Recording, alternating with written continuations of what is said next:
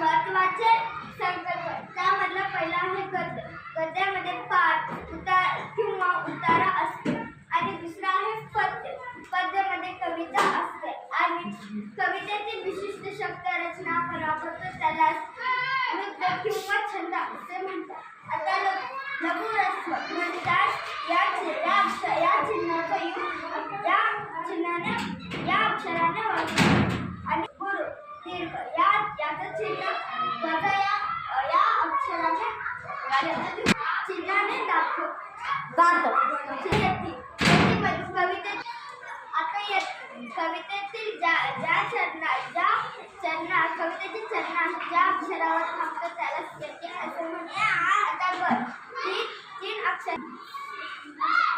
आता तीन अक्षराचा गट असतो त्याला गण असे म्हणतात.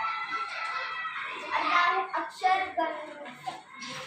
अक्षराचे गट किंवा गण पाडून जे वृत्त तयार होते त्याला अक्षर असे म्हणतात. अक्षर गणवृत्ताचे